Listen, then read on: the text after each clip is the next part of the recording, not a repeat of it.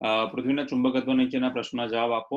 ખાલી ક્વેશ્ચન જે છે 5.1 અને 5.2 તમે જોશો ને 5.2 ની બરોબર નીચે રકમ લખેલી છે, અને રકમ જે છે તમે વાંચશો ત્યાં નીચે લખેલી છે નોંધ કે ભાઈ સ્વાધ્યાય 5.2 નો ઉદ્દેશ્ય તમારી ઉત્સુકતા વધારવાનો છે. ઉપરના ઘણા બધા પ્રશ્નોના કામ ચલાવો અને અજ્ઞાત જવાબો છે. શક્ય છે કે ત્યાં અંતમાં જવાબો તમને આપ્યા છે. વધુ માહિતી માટે ભૂચુંબકત્વના કોઈ સારા પુસ્તકનો અભ્યાસ કરી શકો છો. ભાઈ લોકડાઉન છે, તમારી પાસે ટાઈમ છે, એટલે એ જ પુસ્તકોનો અભ્યાસ કરવાનો, બીજા નહીં લ્યા. હેત બરોબર, બીજા અંડરસ્ટેન્ડ બુક ના વાંચીશ વેકેશનમાં.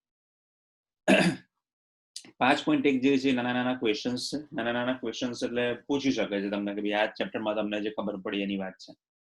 સૌથી પહેલો ક્વેશ્ચન છે કે ભાઈ સદિશની રીતે સંપૂર્ણ રીતે દર્શાવવા માટે 3 રાશિની જરૂર પડે છે, એટલે પૃથ્વીનું ચુંબકત્વ દર્શાવવા માટે. અને એના માટે 3 અલગ અલગ રાશિઓ જે છે એ 3 રાશિઓ જે છે એના નામ આપો. તો સૌથી પહેલા પૃથ્વી જે છે એના સદિશ સ્વરૂપ, સદિશ એટલે કે દિશા હોય એવા, તો દિશા હોય અથવા તો ખૂણો હોય એવો આપણી પાસે સૌથી પહેલો જે છે એને કહેવામાં આવે છે એંગલ ઓફ ડીપ. પછી બીજો છે આપણી પાસે એંગલ ઓફ ઇન્ક્લિનેશન, તો નામ આપી દઈએ છે એને કે ભાઈ એંગલ ઓફ ઇન્ક્લિનેશન. અને ત્રીજો જે છે એને આપણે કહીએ છીએ એંગલ ઓફ ડેક્લિનેશન. આના સિવાય આપણી પાસે 2 ઘટકો બીજા એડ કરવા હોય તો લખી શકાય કે એના 2 ઘટકો છે જેને કહીએ છીએ આપણે સમક્ષિતિજ અને શિરોલંબ. તો લખી શકો છો BH અને BV. તો આ થઈ ગયા એના ઘટકો. 3 રાશિ કીધી તો આપણે 5 લખી નાખી છે. પછી કીધું છે દક્ષિણ ભારતમાં એક સ્થળ પાસે ડીપ કોણ જે છે એ 18° છે, તો બ્રિટનમાં આ ખૂણો જે છે નાનો હશે કે મોટો હશે? તો લેટ્સ સે આપણે એવું વિચારીએ કે ભાઈ બ્રિટન છે, તો એના માટે હું એક સિમ્પલ એક શેપ વિચારો કે ભાઈ પૃથ્વી જે છે એને ગોળાકાર તરીકે સ્વીકારીએ તો કે આ પૃથ્વીનો ગોળો. તો જો બ્રિટનનું લોકેશન, બ્રિટનની જગ્યા જ્યાં પણ હશે, લેટ્સ સે ઇન્ડિયા જે છે એ અહીંયા છે, તો આપણે આ જે છે અહીંયા કરી દઈએ છીએ પૃથ્વીનું ચુંબકત્વ, મેગ્નેટ. આ રીતે આપણું મેગ્નેટ છે. તો આ મેગ્નેટમાં જો પૃથ્વી સાથે એને બનાવેલો ખૂણો જે છે એ 18° હોય, અને જો બ્રિટન જે છે એ ઉપરના ભાગમાં હોય અને આ ખૂણાથી વધારે દૂર હોય, તો મેં તમને કીધું હતું કે જેમ જેમ તમે એંગલ આપણો ઓફ ડીપ થી દૂર જતા જાઓ છો એમ ખૂણો જે છે વધારે છે. તો બ્રિટન જે છે એનું સ્થાન જે છે પૃથ્વી કરતા દૂર છે, એટલે સોરી ઇન્ડિયા કરતા દૂર છે. તો ઇન્ડિયાનું સ્થાનમાં 18° ખૂણો હશે, તો બ્રિટનમાં ખૂણો કેવો હશે? તો ભાઈ બ્રિટનનું સ્થાન જે છે આ એંગલ ઓફ ડીપ થી દૂર છે, એટલે એનો ખૂણો કેવો હશે? તો એનો ખૂણો જે છે એ મોટો હશે. નેક્સ્ટ સ્ટેપ છે કે જો તમે ઓસ્ટ્રેલિયાના મેલબોર્ન પાસે ચુંબકીય ક્ષેત્ર રેખાઓનો નકશો બનાવો છો, તો શું ત્યાં રેખાઓ જમીનમાં જતી કે બહાર નીકળતી હશે? તો પૃથ્વી માટે મેં તમને દરેક ખૂણાઓનો એક આલેખ બતાવ્યો હતો, મેપ બતાવ્યો હતો, એને કહેવાય છે મેગ્નેટિક મેપ. તો નેટ ઉપર તમે કદાચ જોશો, મેં તમને બતાવ્યો હતો પણ ખરો, જેને કહેવામાં આવે છે મેગ્નેટિક મેપ. તો કોઈ પણ ચુંબકીય ક્ષેત્ર રેખાઓ જે છે એને તમે અંદર જતી કે બહાર નીકળતી જોઈ શકતા નથી, પરંતુ એની હાજરીની નોંધ માપી શકો છો. ઇવન તમે કદાચ એવું જોયું હશે તો કદાચ તમે હિમાચલ પ્રદેશ અથવા તો નોર્થમાં એક જગ્યા એવી છે કે જ્યાં આપણે કહેવામાં આવે છે કે ભાઈ તમારું વ્હીકલ જે છે એને તમારે ખાલી બંધ કરીને મૂકી રાખવાનું, ઓટોમેટિકલી જે છે એ પોતે રસ્તો જે છે એના પર આકર્ષાય છે. તો એના કારણે પણ મેગ્નેટિઝમ જવાબદાર છે. ઉપરાંત એ રસ્તાઓ જે છે એ ઢાળવાળા છે, એના કારણે તમારું વ્હીકલ જે પાર્ક કરેલું હોવા છતાં તમને એવો આભાસ થાય છે કે ભાઈ આ જે છે એ ચુંબકત્વના કારણે ખેંચે છે. બીજું તમારે કદાચ એવો ઓબ્ઝર્વેશન કરવું હોય તો અથવા તો એક્સપિરિયન્સ કરવો હોય તો જે તમે કદાચ વોશ બેસિનમાં પાણીનો એક ગ્લાસ ઊંધો પાડો, તો પાણી છે ને ક્લોકવાઇઝની જેમ નીચે જશે. અને જો આ વિષુવવૃત્તથી ઉપરના ભાગમાં જાઓ, એટલે ઇન્ડિયા જે છે વિષુવવૃત્તથી થોડોક નીચેના ભાગમાં છે, તો વિષુવવૃત્તથી નીચેના જેટલા પણ ભાગ છે ત્યાં પાણીનો ગ્લાસ તમે ઊંધો પાડશો ને તો પાણી ક્લોકવાઇઝ ડિરેક્શનમાં નીચે જશે. અને આ જ વસ્તુ તમારે કદાચ નોર્થ રિજનમાં જાઓ, એટલે કે વિષુવવૃત્તથી ઉપરના ભાગમાં જાઓ, તો પાણી જે છે એન્ટી ક્લોકવાઇઝમાં નીચે જશે. એટલે એના પરથી તમને ખબર પડશે કે પૃથ્વીનું ચુંબકત્વ જે છે એ વિષુવવૃત્તની લાઈનમાં તમે ઉભા છો તો વિષુવવૃત્તથી નીચેના ભાગમાં ઉભા છો. ભૂચુંબકીય ઉત્તર કે દક્ષિણમાં ઉધ્વ સમતલમાં મુક્ત રીતે હરીફરી શકે તેવી એને કોઈ સોયને મૂકીએ છીએ આપણે, તો તે કઈ દિશામાં સ્થિર રહેશે? ભૂચુંબકત્વ, ભૂ એટલે પૃથ્વીનું ચુંબકત્વ, એના ઉત્તર કે દક્ષિણ દિશામાં ઊભી રીતે ચુંબકીય સોય મૂકીએ તો જ્યારે ચુંબકીય સોયને આપણે આવી રીતે પૃથ્વીના ચુંબકત્વમાં ઊભી કે એમને મૂકી રાખીએ ઉધ્વ સમતલમાં, એટલે આવી રીતે એના અક્ષ પર આવી રીતે પડી છે, અને આ એનું આ જે છે એનું સ્ટેન્ડ છે. એના પર આવી રીતે આપણે આ જે ચુંબકીય સોય મૂકીએ છીએ, તો ચુંબકીય સોય જે છે અત્યારે તો દરેક દિશામાં મુક્ત રીતે હલનચલન કરી શકે તેવી હોય છે. એટલે આપણને પૂછ્યું છે કે જો આને ઉત્તર અને દક્ષિણ દિશામાં ઉધ્વ સમતલમાં મુક્ત રીતે હરીફરી શકે તેવી રીતે મૂકીએ તો શું થાય? તો તે દરેક દિશામાં પરિભ્રમણ કરે તેવી રીતે થઈ શકે છે. ઈ જે છે એ તમારા માટે એક એમસીક્યુ નું કામ કરે છે. એમાં પૂછાય છે કે પૃથ્વીનું ચુંબકત્વ જે છે 0.3 ગોસ છે, તો તેના માટેની ગણતરી કરો, અથવા તો એવું કહે છે કે પૃથ્વીનું ચુંબકત્વ કેટલું છે. તો એવું માનવામાં આવે છે કે પૃથ્વીનું ચુંબકીય ક્ષેત્ર તેના કેન્દ્ર પર મૂકેલા મેગ્નેટિક મોમેન્ટ, હવે અહીંયા આગળ એકમો જોવાની શરૂઆત કરી દેજો. તો મેગ્નેટિક મોમેન્ટ ને કહેવાય છે એમ. તો magnetic moment is equals to M, અને એની કિંમત છે 8 ગુણ્યા 1022 જૂલ પ્રતિ ટેસ્લા. અને એવું કીધું છે કે તેના ચુંબકીય ક્ષેત્ર કેટલું હશે એ ગણતરી કરવાની છે. તો b is equals to what, કેટલું હોઈ શકે?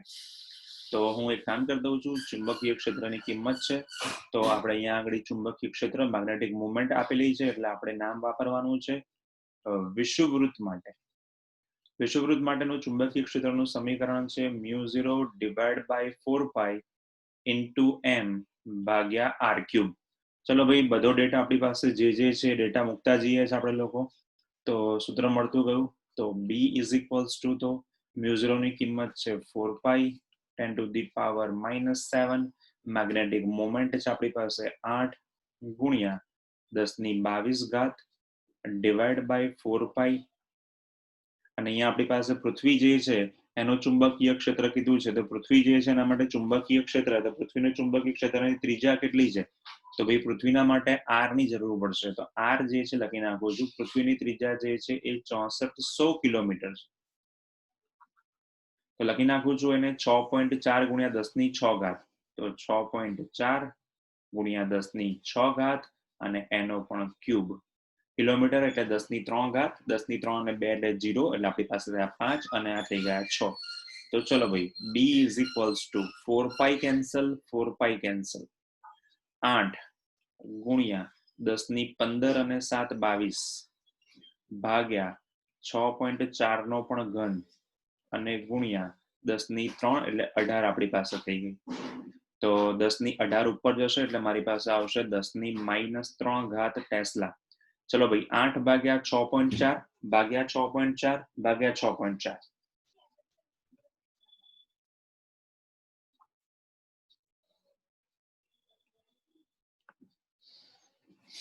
બોલો, છે કેલ્સી કે કાઢું?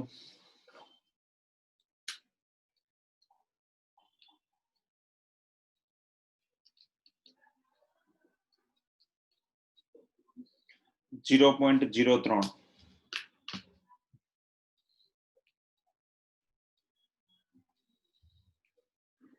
તો 0.03 ગુણ્યા 10⁻³ ટેસ્લા. હવે આપણને ખબર છે કે ભાઈ ટેસ્લા છે એમાંથી ગોસમાં કન્વર્ટ કરવું હોય તો એ થઈ શકાય, કેમ કે કહેવામાં આવે છે કે 10⁻5 ટેસ્લા હોય તો ગોસ કહેવાય. તો એને આવું પણ લખી શકાય છે 3 ગુણ્યા 10⁻5 ટેસ્લા, તો એને કહેવાય છે 3 ગોસ. તો આ થઈ ગયો તમારો આન્સર. ચલો ભાઈ, 0.03 છે. ભૂ વૈજ્ઞાનિકો દર્શાવે છે કે ચુંબકીય N અને S ધ્રુવો સિવાય પૃથ્વીની સપાટી પર જુદી જુદી દિશામાં બધા જ ધ્રુવો અલગ અલગ અસ્તિત્વ ધરાવે છે. આવું પોસિબલ છે? તો હા, પૃથ્વીના દરેક જગ્યાએ તમે કોઈ પણ જગ્યાએ જોવા જશો તો પૃથ્વીના ચુંબકીય ક્ષેત્ર કે જેના તમે નામ આપો છો કે અહીંયા છે આપણી પાસે S અને અહીંયા છે N, એના સિવાય પણ અલગ અલગ ધ્રુવો પાસે અલગ અલગ પોઈન્ટ્સ પાસે ચુંબકીય ક્ષેત્ર અસ્તિત્વ ધરાવે છે. કેમ કે દરેક જગ્યાએ મેં તમને કીધું હતું પૃથ્વીનું પેટાળ જે છે એમાં ધાતુઓ જે છે પ્રવાહી સ્વરૂપે છે, અને જે વિસ્તારમાં ધાતુ હશે એ ધાતુને આપણે કહીએ છીએ કે ભાઈ ડાયા સ્વરૂપે હશે, અથવા પેરા સ્વરૂપે હશે, અથવા તો ફેરા, અથવા તો ફેરો અથવા ફેરી સ્વરૂપે હશે. જે વિસ્તારમાં આ ધાતુઓનું પ્રમાણ વધારે એ વિસ્તારનું ચુંબકીય ક્ષેત્ર જે છે પ્રબળ હશે. જે વિસ્તારમાં ધાતુઓનું પ્રમાણ ઓછું ત્યાં ચુંબકીય ક્ષેત્ર નબળું હશે. પરંતુ પૃથ્વીનું ચુંબકીય ક્ષેત્ર જે N અને S વાળું છે એની કમ્પેરમાં આ સ્ટ્રોંગ કે નબળું હોઈ શકે, કારણ કે એ વિસ્તારમાં પેટળામાં રહેલી ધાતુઓ પર જવાબદાર છે. તો આ હતો ક્વેશ્ચન 5.1. હવે જે 5.2 જે છે એના ખાલી તમારે ક્વેશ્ચન આપવાના છે, ના ખબર હોય તો પોસિબલ છે, કેમ કે અહીંયા આગળ ઘણા બધા ક્વેશ્ચન જે છે એ આપેલા છે. અવકાશમાં જુદા જુદા બિંદુઓ પર પૃથ્વીનું ચુંબકીય ક્ષેત્ર જુદું જુદું હોય છે. તે સમય પ્રમાણે બદલાય છે. જો તેમ હોય તો કયા સમયના અંતરાલમાં તેમાં મોટો ફેરફાર થાય છે? તો મેં તમને સ્ટાર્ટિંગમાં કીધું હતું કે ભાઈ કરોડો વર્ષો થયા પછી આપણે અત્યારનું જે ચુંબકીય ક્ષેત્ર પૃથ્વીનું પ્રાપ્ત થયું, એટલે અત્યારે આ જે તમે આકૃતિ બતાવું એમાં તમે S અને N જે જોયા એ લગભગ કરોડો વર્ષ પહેલાની પોઝિશન એક અલગ હતી.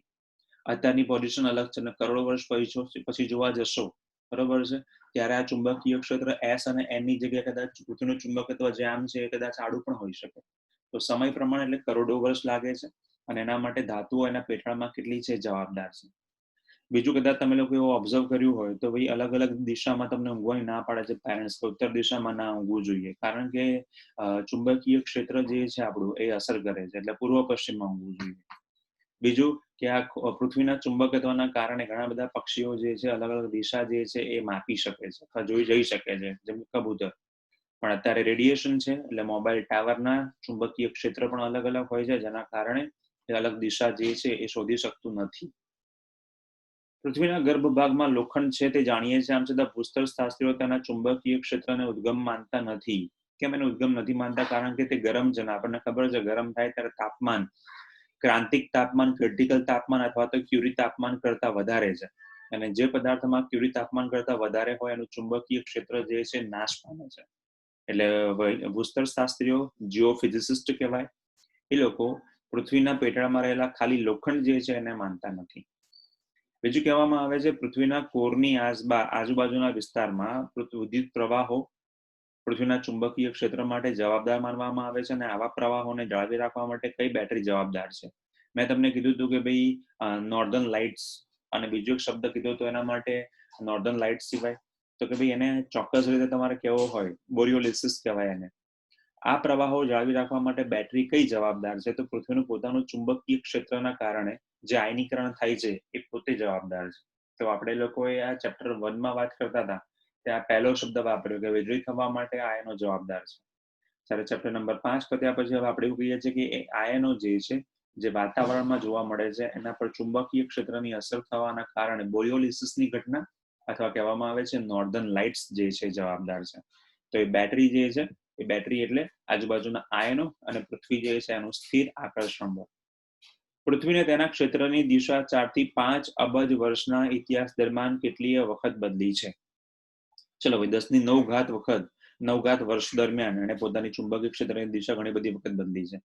તો વૈજ્ઞાનિકો એવું કહે છે કે પૃથ્વીના ક્ષેત્રના આવા દૂરના ભૂતકાળ વિશે તેઓ કેવી રીતે જાણી શક્યા? તો આપણી પાસે અલગ અલગ પદ્ધતિઓ છે, અવશેષો છે, કાર્બન મેટ્રિક ડેટિંગ પદ્ધતિ છે, રેડિયોએક્ટિવ પદાર્થો છે. તો આવા વિટનેસના કારણે આપણને ખબર પડી કે પૃથ્વી જે છે એનું ચુંબકીય ક્ષેત્ર ઘણા બધા વખત બદલાયું હશે. આવી વસ્તુઓ પરથી માહિતી મળી આપણને.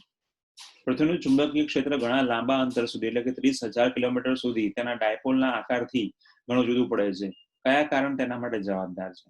તો તેનો આકાર, ચુંબકીય ક્ષેત્ર જે છે એ બદલાય છે, એમાં ઘણા બધા રિસ્પોન્સિબલ છે, એટલે કે ધાતુઓનું મળવું, ધાતુઓમાં ફેરફાર થવા, ચુંબકીય ક્ષેત્રમાં, તાપમાનમાં, આયનોમાં, આવા ઘણા બધા ફેરફાર જવાબદાર છે. તારાઓ વચ્ચેના અવકાશમાં 10⁻12 ઘાત ટેસ્લાનું નબળું -12 કીધું છે ચુંબકીય ક્ષેત્ર હોય છે.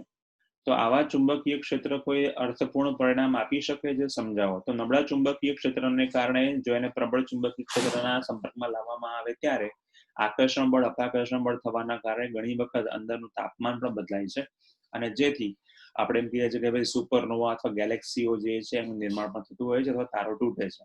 હા, એના કારણો છે, બરોબર છે. હવે આપણું ચેપ્ટરના દાખલાઓ સ્ટાર્ટ થાય છે. એક્ઝામમાં પૂછાતા દાખલાઓ આ છે. એક ગજા ચુંબકને તેની અક્ષ ઉપર 0.25 ટેસ્લાના નિયમિત ચુંબકીય ક્ષેત્રમાં મૂકવામાં આવે છે અને તેનો ખૂણો બનાવે છે 30° બનાવે છે. ચલો, ચુંબકીય ક્ષેત્ર છે મારી પાસે બી, તો બી ઇઝ ઇક્વલ્સ ટુ કિંમત છે આપણી પાસે 0.25 ટેસ્લા. એકમો જોતા રહેવા, કેમ કે બધા એકમો એમકેએસમાં જ હોવા જરૂરી છે, એટલે ટેસ્લામાં હોવો જરૂરી છે. થીટા ઇઝ ઇક્વલ્સ ટુ આપણી પાસે કિંમત છે એની 30°, અને એને જે ટોર્ક અનુભવ્યું છે ટાઉ, એની કિંમત છે 4.5 ગુણ્યા 10⁻² જૂલ. હવે આપણે એના પરથી મેળવવું છે મેગ્નેટિક મોમેન્ટનું મૂલ્ય. તો લખીએ છીએ મેગ્નેટિક મોમેન્ટને આપણે કહીએ છીએ m. તો magnetic moment is equals to m. તો સૂત્ર છે આપણી પાસે ટાઉ ઇઝ ઇક્વલ્સ ટુ તો mb sin થીટા. તો લખતા જઈએ છે ટાઉ ઇઝ ઇક્વલ્સ ટુ તો mb sin થીટા.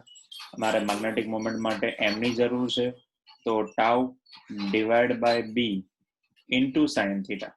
ચલો ભાઈ, m ટોર્ક ટાઉની કિંમત જે છે એ છે આપણી પાસે 4.5 ગુણ્યા 10⁻² જૂલ. b ની કિંમત છે 0.25 અને sin 30 ની કિંમત છે 1/2. તો દુત્યાંશ ગયા ઉપર, તો આપણી પાસે મેગ્નેટિક મોમેન્ટ છે એનો એકમ જે છે લખીએ છે 4.5 મલ્ટીપ્લાય બાય 2 10⁻² ડિવાઈડ બાય 0.25. ચલો ભાઈ બોલતા જાઓ, મેગ્નેટિક મોમેન્ટ નો આન્સર કેટલો આવે છે? 9 ભાગ્યા 0.25.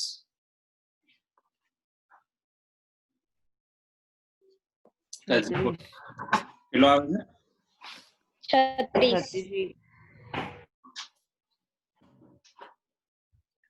36. ઓકે, તો આપણી પાસે આવી ગયા 36, પણ એનો એકમ બોલો ભાઈ, એકમ કેટલો આવશે?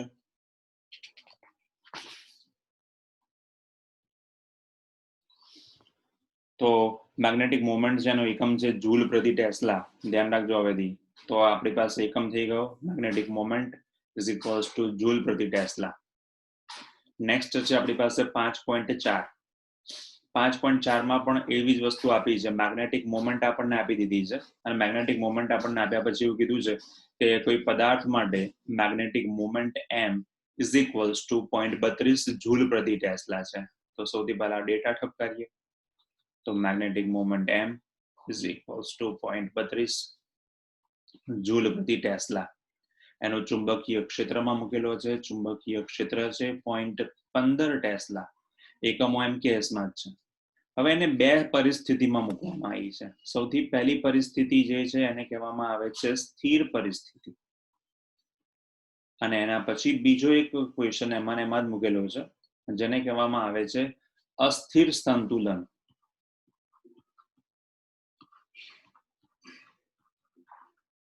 ચલો ભાઈ, સ્થિર પરિસ્થિતિ છે અને સ્થિતિ ઉર્જાનું સૂત્ર આપણી પાસે એક છે કે u is equals to -mb into cos theta. Same વસ્તુ આપણને સ્થિતિ ઉર્જા માટે કીધી છે, u is equals to -mb into cos theta.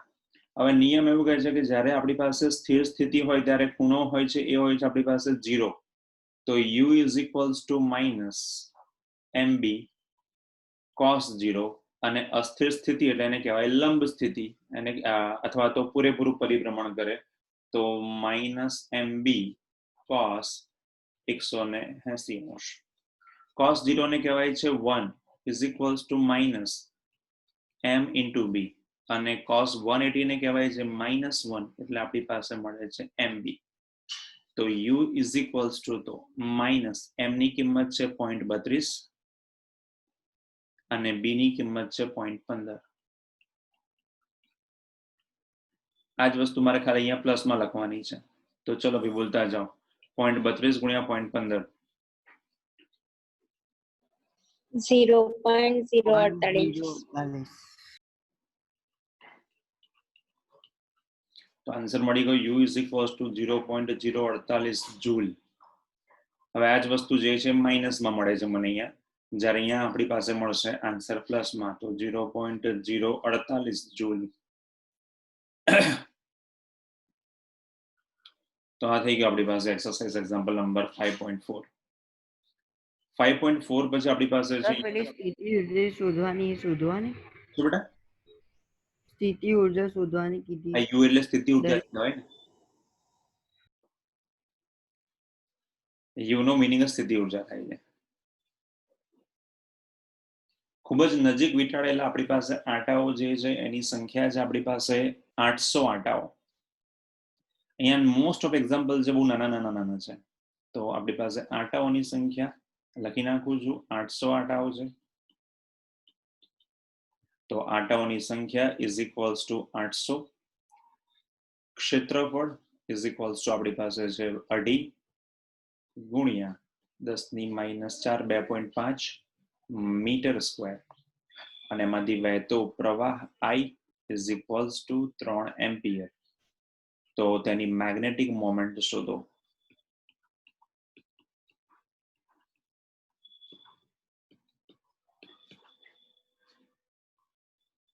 ચલો ભાઈ, મેગ્નેટિક મોમેન્ટ શોધવા માટે આપણી પાસે કાં તો એ હોવો જોઈએ, I હોવો જોઈએ અને ઉપરાંત n આપી છે તો સારી વાત છે, અથવા તો મિયા બને અથવા તો મનિયા બને.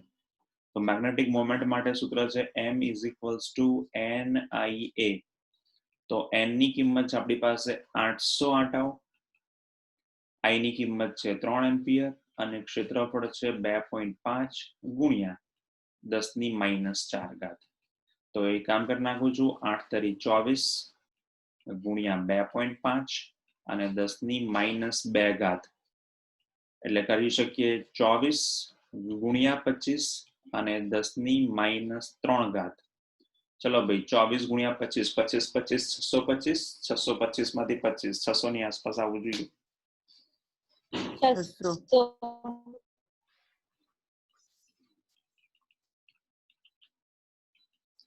ચલો, એટલે આપણી પાસે થાય 6.6 જૂલ પ્રતિ ટેસ્લા. તો મોસ્ટ ઓફ એક્ઝામ્પલમાં થોડુંક સામાન્ય ગુણાકાર ભાગાકાર જે છે નાગા પાછા કરશો તો તમને આન્સર ડાયરેક્ટ મળી જશે, એલસીની કદાચ જરૂર નહીં પડે. હવે આ જ ક્વેશ્ચન જે છે 5.5 કોઈ એકલો ના પૂછે, 5.5 આટલો કરવાના કોઈ આપણને 3 માર્ક્સ પણ ના આપે. તો મોસ્ટ ઓફ પૂછવું હોય તો 5.5 અને 5.6 ભેગા આપે. 5.6 માં એવું કીધું કે ભાઈ 5.5 નો ઉપયોગ કરો, ચુંબકીય ક્ષેત્ર જે છે તમે લઈ લો કે ભાઈ B ઇઝ ઇક્વલ્સ મારી પાસે છે 0.25 ટેસ્લા અને થીટા ઇઝ ઇક્વલ્સ ટુ છે 30°. તો તેના પર લાગતું torque tau is equals two કેટલા? તો સૂત્ર આપણી પાસે તૈયાર જ છે, ટાઉ ઇઝ ઇક્વલ્સ ટુ તો MB ઇન્ટુ સાઇન થીટા. ચલો ભાઈ, m ની કિંમત આપણે લોકો લઈને આવ્યા હતા 0.6 અને b ની કિંમત છે આપણી પાસે 0.25.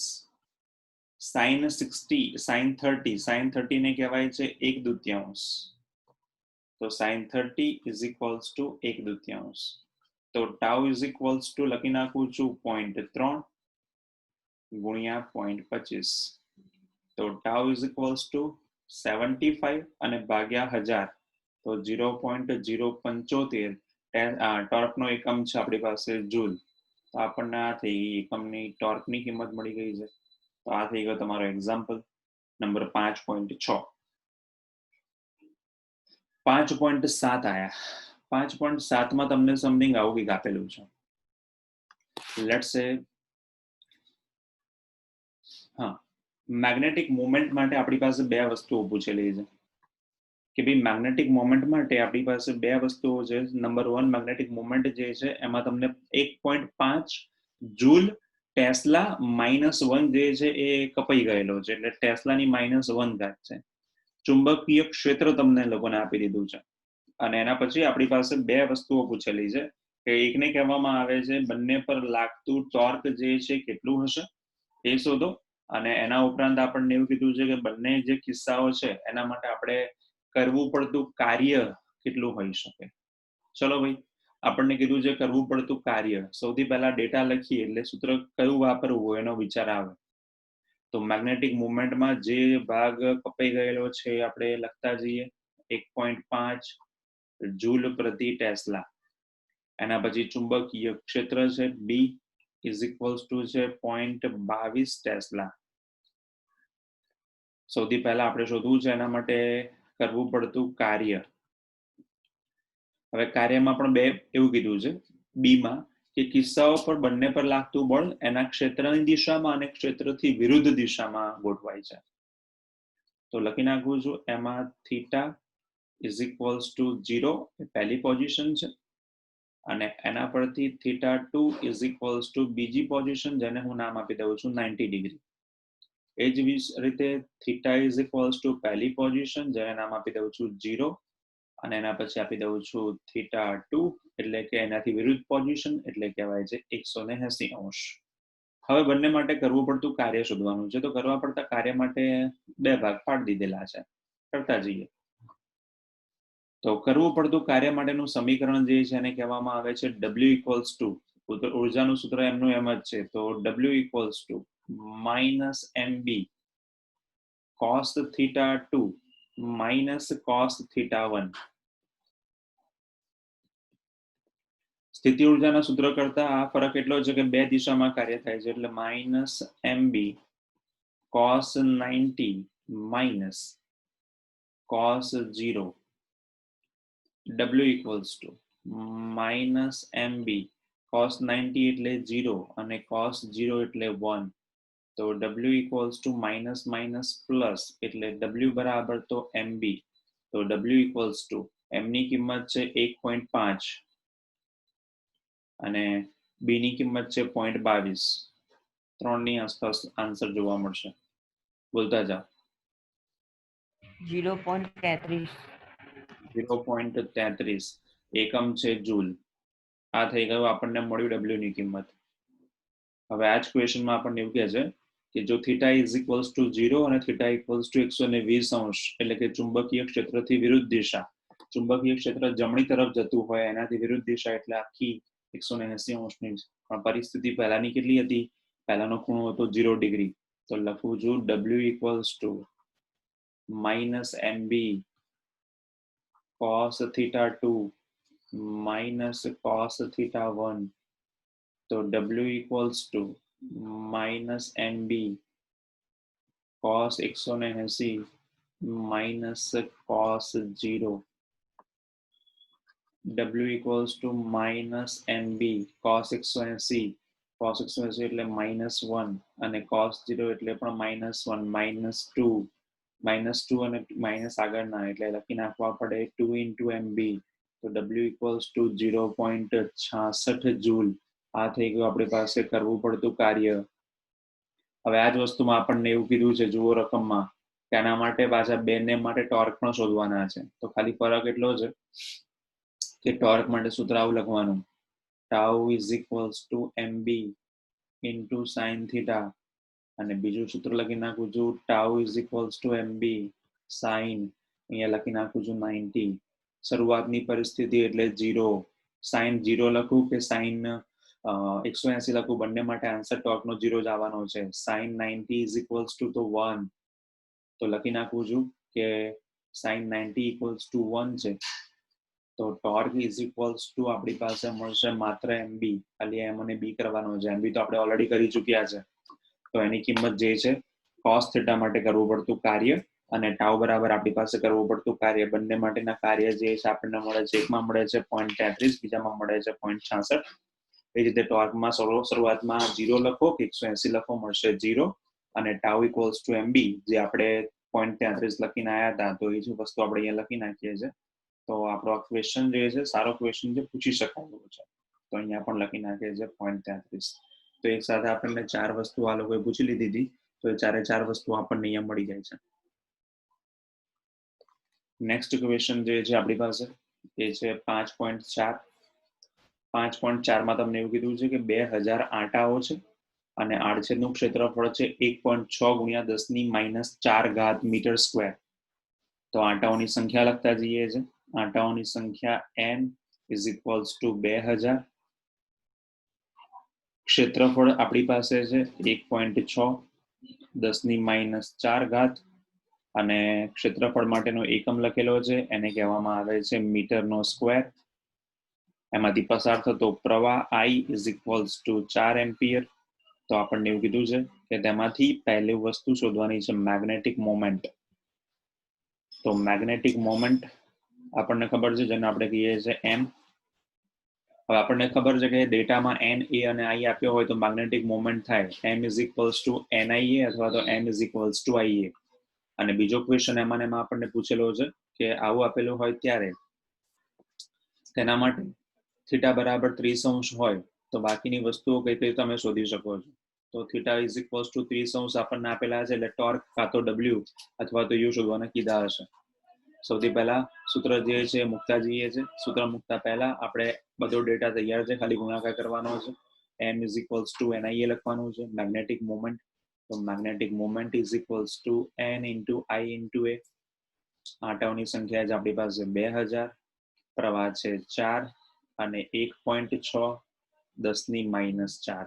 એક કામ કરી નાખીએ છે 8 કરીએ છે 1.6 કરીએ છે 10⁻1 કરી દઈએ છે 16 8 144 એટલે આપણી પાસે મળશે 14.4 ગુણ્યા 10⁻1 ગુણાકાર ચેક કરતા રહેજો ભાઈ.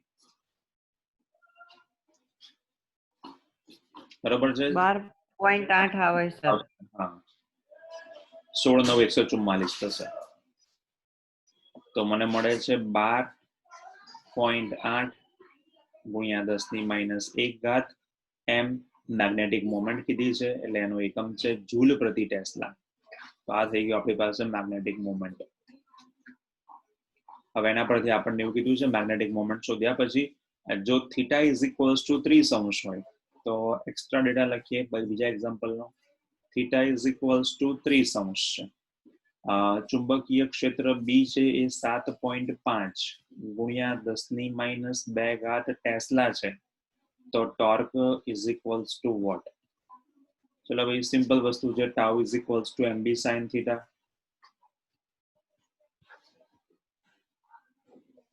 મેગ્નેટિક મોમેન્ટની કિંમત છે 12.8 10⁻1. ચુંબકીય ક્ષેત્ર છે 7.5 10⁻2 અને સાઇન 30 ની કિંમત છે 1/2. એટલે આપણી પાસે આવશે 0.64 અને અહીંયા આપણી પાસે થઈ જશે ગુણ્યા 10⁻1 7.5.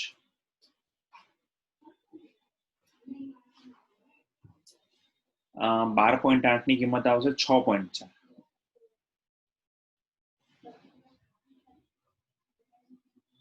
ચલો બેટા મંડી પડો 6.4 ગુણ્યા 7.5 48. ફાઇનલ આન્સર આવ્યો આપણી પાસે 48. તો જૂલ ટોર્ક નો એકમ છે જૂલ. તો થઈ ગયા ટોર્ક. તો હવે નવી લિંક મોકલું છું એમાં આપણે આગળના એક્ઝામ્પલ કરીએ. એક્ઝામ્પલનું થોડું એક્સ્ટ્રા આગળનું વર્ઝન છે. બીજા ચેપ્ટરના એક્ઝામ્પલ્સમાં તમને ઘણી બધી ખબર પડી ગઈ હશે કે આ લોકો કશું બીજું બી આપતા નથી આપણને. એ જ વસ્તુ ડેટા આપણને રમાડેલા. n ઇઝ ઇક્વલ્સ ટુ આપણને કહે છે કે આંટાઓની સંખ્યા જે છે 16 છે.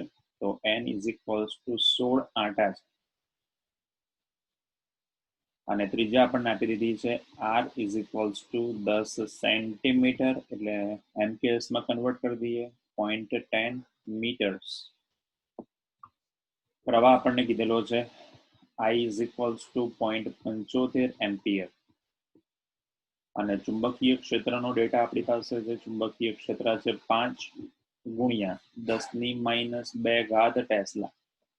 તો એને કોઈ પ્રવાહ આપીને ચુંબકીય ક્ષેત્રનું ગૂંચળું જે છે એને ભ્રમણ કરાવતા રહીએ છીએ. તો આપણી પાસે જે છે આવૃત્તિ જે છે એ આપણને આપી દીધી છે. એકમ જોશો એટલે વધારે ખબર પડશે. આવૃત્તિ f is equals two 2.0 second inverse અથવા તો હર્ટ્ઝ આપીને કામ ચલાવી શકીએ છીએ. તો આપણે આવૃત્તિ જે છે એના પરના આધારે જડત્વની ચાક માત્રા શોધવાની છે. એટલે 11મું ધોરણમાં આપણે આવતું જડત્વની ચાક માત્રાને કહેતા હતા આપણે I. તો હું અહીંયા નામ આપી દઉં છું અહીંયા I ડેશ, કેમ કે આપણી પાસે I બે વસ્તુઓ ભેગી થાય છે. તો નામ આપી દઈએ એને જડત્વની ચાક માત્રા.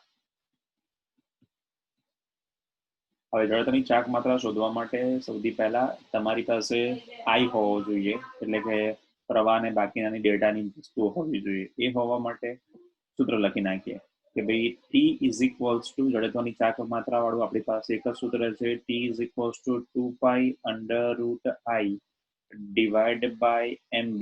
આ સૂત્રને આપી દઉં છું સમીકરણ નંબર 1 નામ. હવે ડેટા જોતા જાઓ. આ I એટલે જડત્વની ચાક માત્રા, એટલે હું નામ આપી દઉં છું I ડેશ આપ્યો છે એટલે I ડેશ લખી નાખું છું.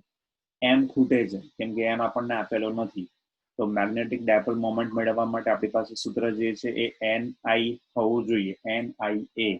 તો ક્ષેત્રફળ A ઇઝ ઇક્વલ્સ ટુ, તો લખી નાખું છું πr², તો 3.14 ઇન્ટુ r નો સ્ક્વેર એટલે 0.1 નો સ્ક્વેર. ચલો બાળકો મંડી પડો.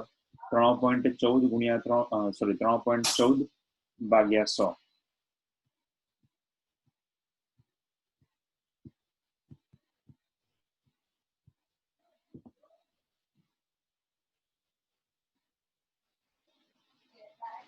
ચલો ભાઈ 3.14 ગુણ્યા 10⁻2 લખશો તો પણ વાંધો નથી, તો ક્ષેત્રફળ મળી ગયું છે. મેગ્નેટિક મોમેન્ટની જરૂર પડશે, તો magnetic moment is equals to n into I into a. તો લખી નાખું છું હું. n ની કિંમત છે 16, પ્રવાહ આપણી પાસે 0.75 અને ક્ષેત્રફળ છે મારી પાસે 3.14 ગુણ્યા 10⁻². બોલો મેગ્નેટિક મોમેન્ટ નો આન્સર કેટલો આવે છે? 37.68. 37.68 ગુણ્યા 10⁻². એકમ છે એનો જૂલ પ્રતિ ટેસ્લા. બેટા એકમ ભૂલતા નહીં હો, કેમ કે એક્ઝામ્પલ બધા પપલું છે તો એકમમાં માર્ક જવાના ચાન્સ છે. ચલો તો સમીકરણ આપી દઉં છું અને સમીકરણ નંબર 2.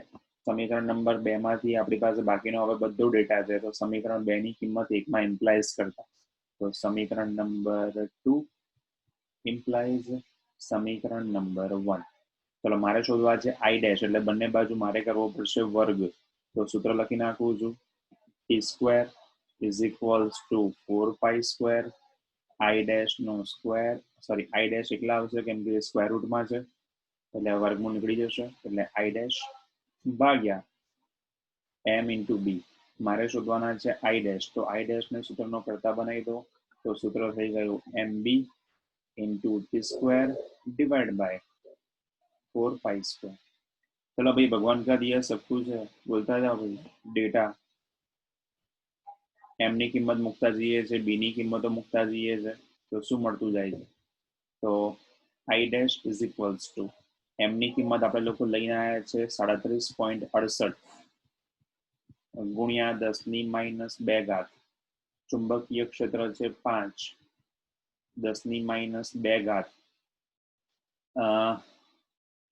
હવે મેં લખેલા છે ટી લખેલા છે અને આપણને આપેલી છે આવૃત્તિ આપી છે, તો જરાક સાઈડમાં આપણે આવૃત્તિ જે છે ને આપણે કહીએ છે ટી બરાબર તો 1/f, તો એનું જરા કન્વર્ઝન કરી લઈએ, બાજુમાં રકમમાં લખી નાખું છું સાઈડમાં. તો લેટ્સ સે ટી બરાબર તો 1/f, તો t² બરાબર તો 1/f². તો t² બરાબર આવૃત્તિ કીધી છે આપણને 2, કદાચ હા 2, તો 1/4. તો t² બરાબર તો 1/f². તો આપણી પાસે t² ની કિંમત મળી ગઈ છે, જેને હું લખી નાખું છું 1/4. તો આપણી પાસે t² બરાબર તો લખી નાખું છું 1/4 અને 4π², 4 ગુણ્યા 3.14 નો પણ વર્ગ. ચલો બાળકો કેલ્ક્યુલેટર જે છે બધા પાસે તૈયાર થઈ જાઓ. 10⁻² અને 10⁻² એટલે 10⁻4. 37.68 ગુણ્યા 5 ભાગ્યા 4 ભાગ્યા 4 ભાગ્યા 3.14 અને ભાગ્યા 3.14. બોલો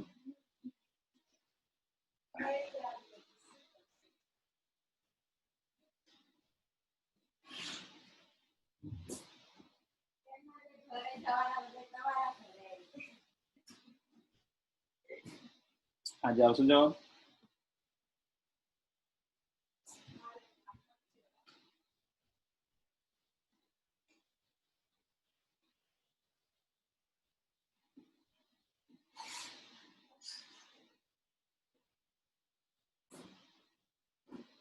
.75 અને ભાગ્યા 3.14, તો મને મળે છે 1.19. 8.194. હાય હાય હાય હાય, કિલોગ્રામ ઇન્ટુ મીટર સ્ક્વેર એકમ થઈ ગયો એનો. તો એક્ઝામ્પલ પતી ગયો આપણો. ચલો ભાઈ 5.10 આવે. 5.10 માં તમને સમથિંગ આવું કીધું છે કે મેગ્નેટિક મેરેડિયન જે છે, મેગ્નેટિક મેરેડિયન શબ્દ જોતા રહેજો, હવેથી ઘણા બધા મોગા મોગા શબ્દ આવશે. મેગ્નેટિક મેરેડિયન, મેગ્નેટિક મેરેડિયન એટલે આપણને ખબર છે કે ભાઈ ચુંબકીય ધ્રુવો. આપણે મેરેડિયન મેરેડિયમ કોને કહેવાય એને પણ વાત કરી હતી. એમાં ચુંબકીય સોય જે છે અને બનાયેલો ખૂણો જે છે સમક્ષિતિજ માટે બનાયેલો ખૂણો જે છે એ 22 છે. તો સમક્ષિતિજ માટેનો ખૂણો એટલે એને કહેવાય છે એંગલ ઓફ ડીપ નો ખૂણો. તો શબ્દ લખીએ છે સમક્ષિતિજ સાથેનો કોણ ઇઝ ઇક્વલ્સ ટુ તો 22. તો બી ઓફ સમક્ષિતિજ is equals to B cos delta. એટલે લખી નાખીએ છે B of H is equals to B cos 22. જ્યાં ચુંબકીય ક્ષેત્ર તમને કીધેલા છે 0.35 ગોસ, અથવા લખી શકો છો 0.35 ગુણ્યા 10⁻5 ટેસ્લા. હવે ડેટા જ ગોસમાં આપ્યો છે તો આન્સર પણ ગોસમાં લાવશો તો વાંધો નથી. તો સૂત્ર જે છે એમાં આપણે મેળવવાનું શું છે તો તેનું ચુંબકીય ક્ષેત્રનું માન શોધવાનું કીધું છે આપણને લોકોને. તો આપણે શોધવાના છે બી. આપણને બી ઓફ એચ આપેલો છે, સમક્ષિતિજ ઘટક છે. તો બી ઓફ એચ, તો બી ને સૂત્રનો કરતા બનાવી દઈએ. તો બી ઓફ એચ ભાગ્યા cos 22. બી ઓફ એચ ની કિંમત છે 0.35 ગોસ, અથવા તો લખી શકો છો 0.35 ઇન્ટુ 10⁻⁻5 ટેસ્લા. ગોસમાં લખ્યો હોય તો આન્સર ગોસમાં આવશે, ટેસ્લામાં લખ્યો હોય તો આન્સર ટેસ્લામાં આવશે. cos 22 ની કિંમત તમારી પાસે નહીં આવે, અહીંયા મારી પાસે ટેબલ તૈયાર છે કેલ્સી. તો લખી નાખું છું cos 22 is equals to 0.9271. તો લખી નાખું છું cos ની કિંમત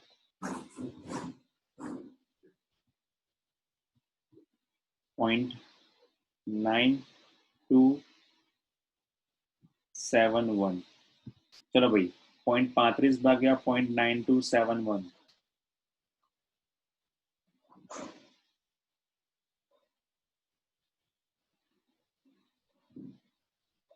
0.37. આન્સર લખું છું 0.37 ગોસ, અથવા તો મારે લખવું પડે 0.37 ગુણ્યા 10⁻5 ટેસ્લા. તો આ થઈ ગયો મારો આન્સર.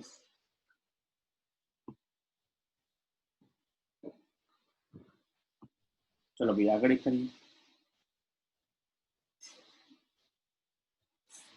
આફ્રિકામાં કોઈ જગ્યાએ ચુંબકીય કંપાસ જે છે એ ભૌગોલિક ઉત્તરથી 12 તરફ પશ્ચિમ દિશામાં ફરે છે, અને આ જ ખૂણો જે છે એ ચુંબકીય સોયના ઉત્તર ધ્રુવ જે છે એની સોયને પરિભ્રમણ કરાવીને 60 ખૂણે પરિભ્રમણ કરે છે. તો તેના માટે સમક્ષિતિજ ઘટક જે છે 0.16 ગોસ છે. તો દિશા અને મૂલ્ય જણાવો. આફ્રિકામાં કોઈ જગ્યા છે, હવે કંપાસ મૂક્યો છે, તો સૌથી પહેલા કંપાસના માટેનો ડેટા લખતા જઈએ કે ભાઈ કંપાસ માટે થીટા ઇઝ ઇક્વલ્સ ટુ 12, અને એ આપણને આપ્યો છે પશ્ચિમ દિશા માટે. તો સૌથી પહેલા ડેટા જે છે એને આપણે પ્રોપર સમજીએ કે લેટ્સ સે આપણી પાસે પૃથ્વી છે, અને એમાં જે 12 નો ખૂણો ચુંબકીય સોય જે બનાવ્યો છે, તો હું પહેલા હવે અહીંયા ચુંબકીય સોય દોર નાખું. તો ચુંબકીય સોય જે છે એ સમથિંગ આવી દિશામાં હશે, આપણને ખબર છે 83 દિશામાં છે. તો હવે એના માટેનો ડેટા લખતા જઈએ. તો આ જે છે એના માટે ચુંબકીય નોર્થ થયો, ચુંબકીય સાઉથ થયો, અને એની બરોબર વચ્ચેથી વિષુવવૃત્તની ચુંબકીય ક્ષેત્ર રેખા પસાર થતી હશે. તો આ થઈ ગયો એનો ઈસ્ટ, અને આ થઈ ગયો એનો વેસ્ટ. ચુંબકીય સોય એ ભૌગોલિક ઉત્તરથી 12 દિશામાં, હવે ભૌગોલિક ઉત્તર દક્ષિણ મૂકી દઈએ એટલે કે ભાઈ જોગ્રાફિક અક્ષિસ. તો જોગ્રાફિક નોર્થ, જોગ્રાફિક સાઉથ, જોગ્રાફિક ઈસ્ટ, અને આ જોગ્રાફિક વેસ્ટ. ચુંબકીય સોય ક્યાં છે? તો ચુંબકીય સોય જે છે ભૌગોલિક ઉત્તરથી 12 તરફ પશ્ચિમ દિશા તરફ છે. ઉત્તર, દક્ષિણ, પૂર્વ અને પશ્ચિમ. આ ભૌગોલિક ઉત્તર જે છે એનાથી હવે ચુંબકીય સોય મૂકીએ આવી રીતે છે, 12 છે, પશ્ચિમ તરફ છે. તો આપણી આ જે છે એનો અને આ બંને વચ્ચેનો જે ખૂણો જે છે એ છે થીટા, જે છે 12. આને કહેવામાં આવે છે ડીપ દર્શાવતી દિશા. નમન વર્તુળની ચુંબકીય સોયના ઉત્તર અક્ષની અણીને મેગ્નેટિક મોમેન્ટ જે છે એના મેરિડિયનના સમતલમાં રાખતા સમક્ષિતિજ સાથે બનાવેલો ખૂણો. તો હવે આપણા માટે ડેલ્ટા ઇમ્પોર્ટન્ટ છે. તો ડેલ્ટા ઇઝ ઇક્વલ્સ ટુ 60°. હવે અમુક લોકોને આ ડેટા જે છે એમાં ખબર નહીં પડે. તો સૌથી પહેલા જુઓ કે એનો શબ્દ પહેલા આપણે જે 12 દોર્યા હતા એના પછી એવું કીધું છે કે એનું નમન છે, એટલે કે આ જે ત્રાંસુ રહ્યું છે એ ચુંબકીય સોય જે છે એના ઉત્તર ધ્રુવ, આ ચુંબકીય સોયનો ઉત્તર ધ્રુવ એની અણીને મેગ્નેટિક મેરિડિયન એટલે ચુંબકીય અક્ષના સમતલમાં મૂકીએ છીએ ત્યારે ખૂણો બનાવે છે 60° બનાવે છે. અને હવે આપણને જે ઘટક કીધો છે સમક્ષિતિજ ઘટક, એની કિંમત માટે b ઓફ h લખેલા છે 0.16 ગોસ છે. નિયમ પ્રમાણે જેટલા પણ ડેટા આપણને આપ્યો હોય એ ડેટા જે છે એને ગોસમાંથી કન્વર્ઝન કરવું છે. તો સૂત્ર આપણી પાસે આવું છે b is equals two bh cos delta. આપણે મેળવવું છે ચુંબકીય ક્ષેત્ર, તો b ઇઝ ઇક્વલ્સ ટુ અથવા તો b of h is equals two આપણે મેળવવાના છે b ડિવાઇડ ભાગ્યા cos ડેલ્ટા. આપણને ઓકે દિશા માંગી છે તો આપણે લખી નાખીશું ઓનલી b. તો ડેટા આપણી પાસે તૈયાર છે. હવે તો ડેટા ફરીથી b of h is equals two એક મિનિટ સૂત્ર લખવા મળી ગયું છે. સૂત્ર આપણી પાસે આવું છે b of h equals to b cos theta. તો લખી નાખીએ છીએ b of h is equals two b cos delta, એટલે b ઓફ સમક્ષિતિજ આપે તો બરોબર હતો. આપણે દિશા અને મૂલ્ય શોધવાના છે. તો bh ભાગ્યા cos ડેલ્ટા. bh ની કિંમત કીધી છે 0.16 ગોસ અને cos ની કિંમત આપણને આપી દીધી છે cos 60. cos 60 એટલે sin 30, sin 30 એટલે 1/2. તો 0.16 divide by 1/2. Denominator going in the numerator એટલે છેદનો છેદ અંશમાં જાય એટલે આપણી પાસે મળશે 0.32. એકમ લખું છું ગોસ કેમ કે ડેટા પણ મેં સ્ટાર્ટિંગમાંથી ગોસમાં લખેલો છે. એક ગજ્યા ચુંબક છે એની મેગ્નેટિક મોમેન્ટ તમને આપી દીધી છે જેની કિંમત છે 0.48 જૂલ પ્રતિ ટેસ્લા અને એના કેન્દ્રથી 10 સેન્ટીમીટર અંતરે ચુંબકની અક્ષ પર તેના વિષુવ રેખા પર ચુંબક વડે ઉત્પન્ન થતું અને તેના ક્ષેત્રની દિશા અને મૂલ્ય શોધો. તો આપણે બંને પર ચુંબકીય ડાયપોલ મોમેન્ટનો ઉપયોગ કરવાનો છે અને અંતર જે છે એ આપણને આપી દીધું છે 10 સેન્ટીમીટર, તેના પર ચુંબકીય ક્ષેત્ર મૂકવાનું છે. સૌથી પહેલા ચુંબકીય ડાયપોલ મોમેન્ટને આપણે કહીએ છીએ m ઇઝ ઇક્વલ્સ ટુ મારી પાસે છે 0.48 જૂલ પ્રતિ ટેસ્લા અને અંતર જે છે મારી પાસે એ આપેલું છે 10 સેન્ટીમીટર, એટલે એને હું મીટરમાં કન્વર્ટ કરી નાખું છું 0.1 મીટર. હવે સૌથી પહેલા શબ્દ વાપર્યો છે ચુંબકીય ક્ષેત્ર, એને કીધું છે અક્ષ પર. તો અક્ષ પર માટે આપણી પાસે ચુંબકીય ક્ષેત્રનું સમીકરણ છે b is equals to μ0 divide by 4 pi. અક્ષ ઉપર છે તો આપણે લખીએ છીએ 2m divide by d cube. ચલો ભાઈ બધો ડેટા જે છે લખતા જઈએ છે. μ0 ની કિંમત છે 4 pi cross 10 to the power -7. Directly તમે 10⁻⁷ લખી શકો છો into 4 pi into 2 into 0.48 divide by D નો પણ ઘન એટલે 0.1 જે છે એનો ઘન. હવે અહીંયા તમારી રકમ જે છે એને તમે જોતા જશો તો તમને એવું ખબર પડતી જશે કે જ્યારે જ્યારે પણ આપણી પાસે આવું સમથિંગ આવે છે ત્યારે આપણે લોકો એવું કરીએ છીએ કે રકમ જે છે એમાં જે પણ ડેટા છે એ એટલે સિમ્પલી આપ્યો હશે કે જેને તમે સહેલાઈથી કન્વર્ટ કરી શકો. અહીંયા આપણને ડેટા જે છે એવો જ આપેલો છે. 4 પાઈ જે છે કેન્સલ થાય એવા દેખાય છે. 10⁻⁷ ઘાત છે તો 10⁻⁷ ઘાત 0.48 ગુણ્યા 2 એટલે આપણે લખી શકીએ છીએ 0.96.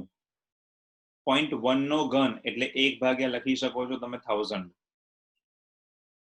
તો આપણી પાસે આ ચુંબકીય ક્ષેત્રનો આન્સર મળશે 0.96 ગુણ્યા 10⁻³ ઘાત જશે એટલે આપણને મળશે 10⁻⁴ ઘાત. ઇવન તમે લોકો 9.6 જે છે બરોબર છે એને કન્વર્ટ કરીને એવું પણ આપી શકો કે ભાઈ ગોસમાં કન્વર્ટ કરી શકો છો ટેસ્લાની જગ્યાએ. આપણે ટેસ્લા લખી રાખીએ છીએ. તો આ થઈ ગયો તમારો આન્સર ટેસ્લામાં. હવે આ જ ક્વેશ્ચન જે છે એમાં તમને લોકોને એવું કહે છે કે જે પણ ડેટા આપ્યો છે એને તમારે એવી રીતે ઉપયોગ કરવાનો છે કે તેનું વિષુવવૃત્ત પરનું મૂલ્ય શોધો. હવે એક્ઝામ્પલ જે છે આ એક્ઝામ્પલ અને પછીનું એક્ઝામ્પલ બંને માટે એક કોમન વસ્તુ યાદ રાખજો કે જ્યારે આપણને એવું કહે છે કે ભાઈ ચુંબકીય ક્ષેત્ર માટે ને અક્ષ માટે ને વિષુવવૃત્ત માટે, તો મોસ્ટ ઓફ પબ્લિક જે છે બીજી વખત ગણતરી કરવા જાય છે. અહીંયા હું તમને ગણતરી બતાવી દઉં છું, પણ જ્યારે પણ તમે લોકો એક્ઝામ્પલ કરવા બેસો ત્યારે એક વસ્તુ ધ્યાન રાખો કે અક્ષ કરતા વિષુવવૃત્ત જે છે એની કિંમત એના કરતા ઓછી આવશે, કેમ કે આપણું સૂત્ર જે છે એ વિષુવવૃત્તનું આવું છે. તો લખીએ છે નંબર 2, જેને હું નામ આપી દઉં છું વિષુવવૃત્ત એટલે કે ઇક્વિટોરિયલ લાઈન. તો વિષુવવૃત્ત માટેનું સૂત્ર આપણને આવું કહે છે કે ભાઈ b is equals to μ0 divide by 4 pi 2m ની જગ્યાએ હવે લખવાનો છે આપણે m ઇન્ટુ d ક્યુબ. ચલો ભાઈ કિંમતો મૂકતા જઈએ છે. b ની કિંમત છે આપણી પાસે 4 pi 10 to the power -7 divide by 4 pi. m ની કિંમત છે 0.48 અને લખી નાખું છું હું 0.1 એનો પણ ઘન. તો તમે ડાયરેક્ટલી જોઈ શકો ભાઈ 4 પાઈ જાય છે, 0.48 છે એ એમના એમ રહેશે, 10 ની -7 ઘાત છે અને 0.1 નો ઘન છે એટલે 10 ની માઇનસ આપણી પાસે 4 ઘાત બાકી રહેશે. તો જ્યારે આપણને એવું કહે છે કે ભાઈ આપણે અક્ષ માટે કે એના માટે શોધ્યું હોય તો વિષુવવૃત્તની કિંમત એના કરતા અડધી મળે છે. તો અહીંયા સિમ્પલી એક ઓપ્શન જે છે આપણે ચેપ્ટર નંબર 2 થી લખતા આવ્યા છે, જેને કહીએ છીએ આપણે વિદ્યુત ક્ષેત્ર માટે. તો આપણે એવું લખી શકીએ છીએ કે ઈ ઓફ અક્ષ જે છે એના ભાગ્યા 2 કરી દો તો ઈ ઓફ તમને મળે છે ઇક્વિટોરિયલ. એ જ રીતે આપણે એને લખી નાખીએ છીએ બી ઓફ અક્ષ બરાબર તો બી ઓફ ઇક્વિટોરિયલ. તો એ જ રીતે આપણે લખી શકીએ છીએ બી ઓફ અક્ષ ભાગ્યા 2 બરાબર તો બી ઓફ ઇક્વિટોર, એટલે એને કહેવાય છે વિષુવવૃત્ત. તો આ થઈ ગયો તમારો એક્ઝામ્પલ નંબર 5.12. હવે 5.13 જે છે એની કોપી છે. 5.13 માં સમથિંગ તમને આવું આપે છે. લેટ્સ સે આ તમારી રકમ. અહીંયા તમને એવું આપ્યું છે કે 5.12 માં કોઈ એક સમક્ષિતિજ સમતલમાં મૂકેલો છે અને ગજ્યો ચુંબક છે. એની અક્ષ ઉપર ઉત્તર દક્ષિણ દિશા સાથે એક જ રેખસ્થ છે. ઉત્તર દક્ષિણ દિશા સાથે એક રેખસ્થ શબ્દ કીધો છે. તો સૌથી પહેલા હું અહીંયા આગળ અક્ષ જે છે પસંદ કરી દઉં છું. તો અક્ષ જે છે મારી પાસે આવો આવ્યો કે લેટ્સ સે આ મારો અક્ષ, એને નામ આપી દઉં ઉત્તર દક્ષિણ દિશા અને એક રેખસ્થ કીધો છે. તો હવે ગજ્યો ચુંબક દોરી દઈએ એની સામે. એક રેખસ્થ છે એટલે આ મારો ગજ્યો ચુંબક એક રેખામાં થયો એની સાથે. તો હવે એની બાજુમાં આ થઈ ગયો આપણો અક્ષ. તો જે ડેટા આપણને કીધો જે ડેટા આપણે લખી નાખ્યો છે, ડેટા પ્રમાણે આપણે લખી નાખીએ છીએ નોર્થ અને સાઉથ, ઉત્તર અને દક્ષિણ, એની સાથે ગજ્યો ચુંબક પણ જે છે એક રેખસ્થ છે એટલે નોર્થ અને સાઉથ એક જ રેખામાં છે.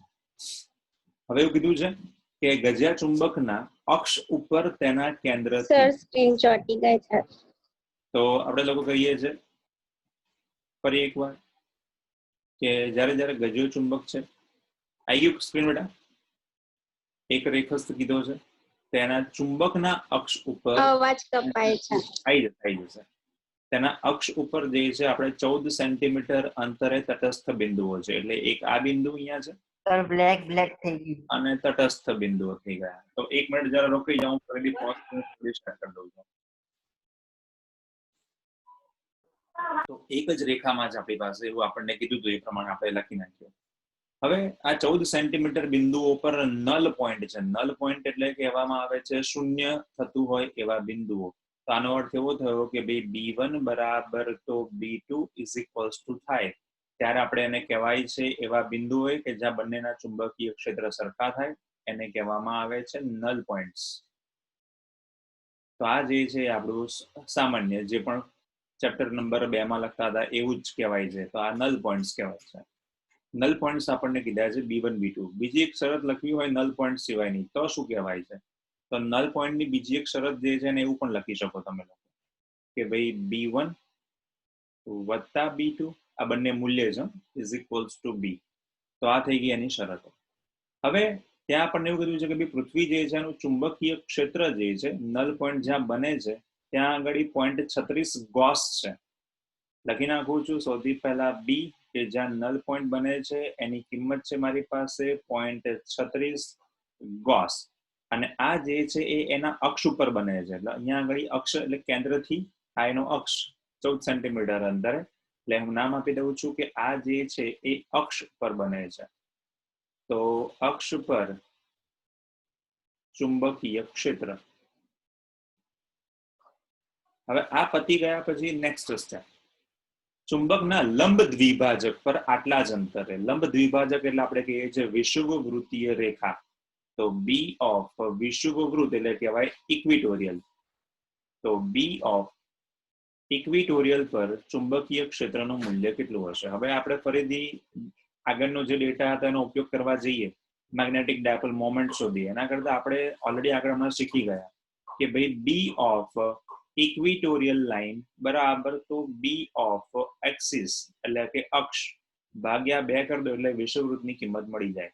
તો 0.36 divide by 2 is equals to આપણને મળે છે 0.18. એકમ આપ્યો છે ગોસમાં એટલે કિંમત લખી નાખું છું ગોસમાં.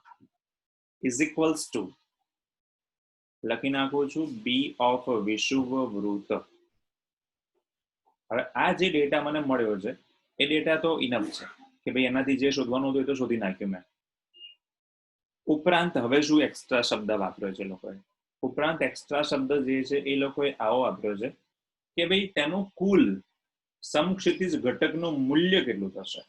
હવે જ્યારે મૂલ્ય આવે એટલે આપણું 11મું ધોરણ ચેપ્ટર નંબર 4 સદિશ યાદ આવે આપણને. તો સૂત્ર છે આપણી પાસે બી ઇઝ ઇક્વલ્સ ટુ તો અંડર રૂટ ઓફ BH નો સ્ક્વેર અથવા તો બી ઓફ એક્સિસ નો સ્ક્વેર વત્તા બી ઓફ ઇક્વિટોરિયલ નો સ્ક્વેર પ્લસ 2 વખત E1 E2 cos થીટા એટલે આપણે લખી નાખીએ EH અને ઇક્વિટોરિયલ cos થીટા. તો બી ઓફ ઇક્વિટોરિયલ નો પણ square plus 2 times 2 of axis એટલે કે E ઓફ એક્સિસ અને 2 ઓફ ઇક્વિટોરિયલ એ બંનેનો પણ ઘટક અને કિંમત મૂકવી પડે cos થીટા. તો 2 બી ઓફ એક્સ બી ઓફ ઇક્વિટોરિયલ ચોંટે છે ને બી ઓફ ઇક્વિટોરિયલ ઇન્ટુ cos થીટા. હવે cos અને બંને ઘટકો જે છે બંને લંબ છે એટલે cos થીટા ની કિંમત થઈ જશે π/2. તો બંનેના bx નો સ્ક્વેર ને b cos થીટા નો સ્ક્વેર એના જગ્યાએ ખાલી સિમ્પલી યુઝ કરજો ને કે બંનેનો સ્ક્વેર કરીને તમે કિંમત મૂકો. એના કરતા ડાયરેક્ટલી ખાલી એવી કિંમત ના મૂકી શકીએ કે ભાઈ કુલ ચુંબકીય ક્ષેત્ર. તો બી ઓફ એક્સિસ વત્તા બી ઓફ ઇક્વિટોરિયલ. તો બી ઓફ એક્સિસ વત્તા b of ઇક્વિટોરિયલ is equals to 0.36 વત્તા 0.18. તો આપણી પાસે મળશે અહીંયા 8 ને 6 14 4 1.54 ગોસ. આ આપણને મળી ગયું કુલ ચુંબકીય ક્ષેત્ર. તો આ થઈ ગયું તમારો એક્ઝામ્પલ નંબર 5.13. હવે 5.14 જે છે એ તમારો આગળનો ડેટા જે છે દાખલો એના ઉપર આધારિત છે. તમને એવું કીધું છે કે આ જે ડેટા આપણને આપ્યો છે એમાં 5.13 માં ગજ્યા ચુંબકને 180 અંશ પર ઘુમાવવામાં આવે છે ત્યારે તટસ્થ બિંદુઓ કેટલા હશે? 180 પર ઘુમાવવાની વાત કરીએ લોકોએ. તો આનો મિનિંગ આપણે સૌથી પહેલા તો એવું કહેતા હતા કે જ્યારે પણ આપણી પાસે ગજ્યા ચુંબક કેવું સમથિંગ હોય તો એને 180 અંશ પર ઘુમાવવામાં આવે છે. 180 પર ઘુમાવી દીધી આપણને એમાં કોઈ જ વાંધો નથી. પણ સૌથી પહેલા એના સૂત્રો તો લખી નાખીએ. બી ઓફ અક્ષ બરાબર તો μ0 divide by 4 pi into 2m. અંતરને નામ આપી દઉં છું સૌથી પહેલા d1 નો પણ ક્યુબ જે આપણને 14 સેન્ટીમીટર આપ્યા હતા. હવે 180 પર ઘુમાવી દઈએ છે એટલે બને છે વિષુવવૃત્ત. તો બી of equator is equals to તો μ0 divide by 4 pi into m upon d2 નો પણ ક્યુબ. આ થઈ ગયું સમીકરણ. હવે આપણને એમ કહે છે કે ભાઈ આ જે છે એ 180 પર ઘુમાયા પછીની વાત છે. તો વિષુવવૃત્ત એ 180 પર ઘુમાયા પછીની વાત છે. સમીકરણ નંબર 1 ઇક્વલ્સ ટુ સમીકરણ નંબર 2. કારણ કે આપણને એવું કીધું છે નલ પોઈન્ટ્સ છે. આપણને ખબર છે નલ પોઈન્ટ હોય એટલે આગળ ઉપર ઓલરેડી શરત લખી ચૂક્યો છું કે નલ પોઈન્ટ હોય તો b1 is equals two b2 હોય. તો સરખાવવાની શરૂઆત કરી દઉં છું. તો ડાબી બાજુ મારી પાસે છે 2m નો cube 2m divide by d1 નો ક્યુબ અને જમણી બાજુ છે મારી પાસે m ઇન્ટુ છે મારી પાસે d2 નો પણ ક્યુબ. ફરીથી m કેન્સલ થશે બંને બાજુથી એટલે મારી પાસે બચશે 2 ડિવાઈડ બાય d1 નો cube is equals to 1 upon d2 નો પણ ક્યુબ. ચલો ભાઈ સૌથી પહેલા મારે અહીંયા આગળ રૂટ દૂર કરવા છે, સોરી ક્યુબ દૂર કરવા છે એટલે હું એવું લખી નાખીશ કે 2 જે છે એનું ઘનમૂળ અને 2 એનો ઘનમૂળ જે છે અને d1 અને d2 જે છે તો ઘન છે જ એટલે આપણી પાસે એ ટર્મ્સ જે છે એમાંથી બાકીનો ભાગ કેન્સલ કરતા જઈએ આપણે લોકો એટલે એનો ઘનમૂળનો જે સિમ્બોલ છે એ દૂર કરવો છે. તો લખી નાખીશ હું અહીંયા 2 જે છે એની 1/3 ઘાત d1 જે છે એનો ઘન છે એટલે ઘન દૂર થયો એટલે d1 થઈ ગયો છે અને 1 અપોન d2 છે આપણી પાસે તો લખી નાખું છું 1 અપોન d2. ચલો ભાઈ મારે શોધવા છે d2 તો ઇઝ ઇક્વલ્સ ટુ સૂત્ર થશે અથવા તો ડબલ ઇમ્પ્લાઇઝ લખી શકો d2 ઇઝ ઇક્વલ્સ ટુ તો d1 ડિવાઈડ બાય 2 નું ઘનમૂળ. તો ચલો સર કઈ દેખાતું નહીં, તમે ક્યાં લખો છો? ઉભો રહે.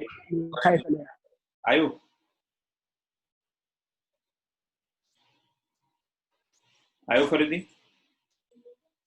હવે મારે શોધવું છે d1 ની કિંમત છે 14 સેન્ટીમીટર એટલે 0.14 લખું છું સેન્ટીમીટરમાં આન્સર.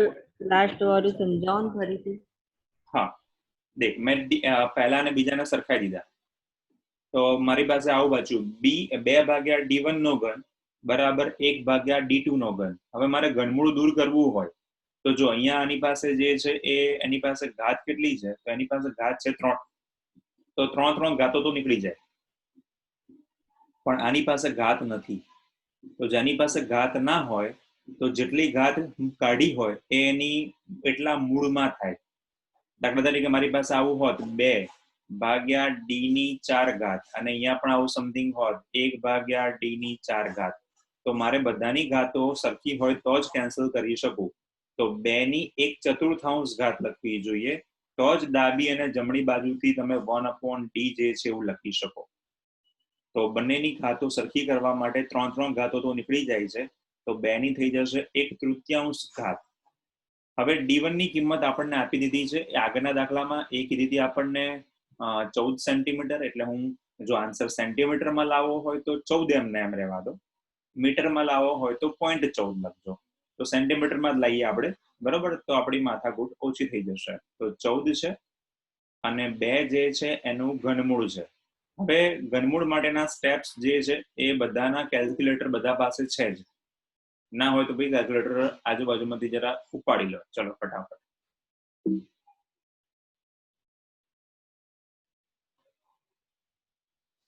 હવે બધા પાસે ઘનમૂળ જે છે એ શોધવા માટેની મેથડ જે છે કેલ્સી જે છે દબાવો જરાક અને હું સ્ટેપ બોલતો જાઉં છું, સ્ટેપ જરા જોતા જાઓ.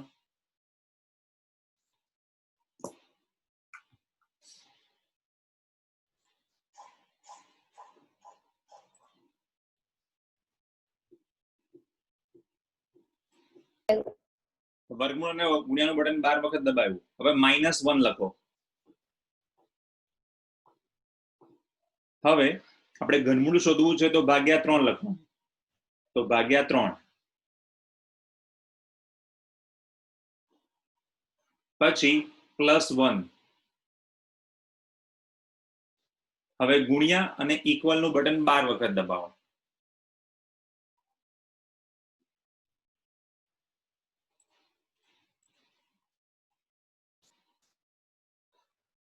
કેટલું આવે છે કહો જરાક મને.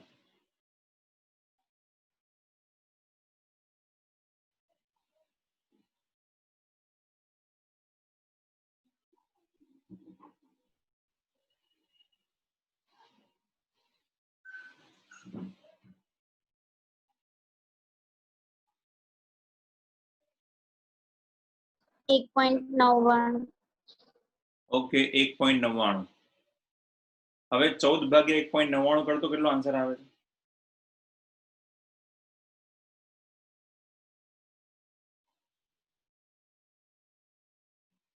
7.035. 7 પોઈન્ટ. સર આ શીખવાડો 7.035.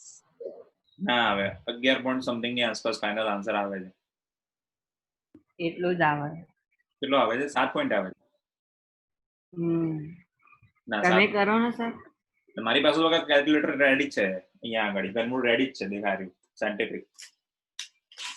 બરાબર છે. લો ચલો ડાયરેક્ટલી ઘનમૂળ શોધી નાખીએ આપણે લોકો. તો 2 અને એનું ક્યુબ રૂટ.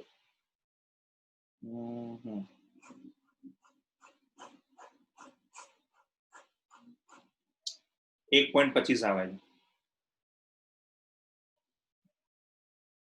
તો મારી પાસે નીચે જે છે એ 1.25 છે ભાઈ.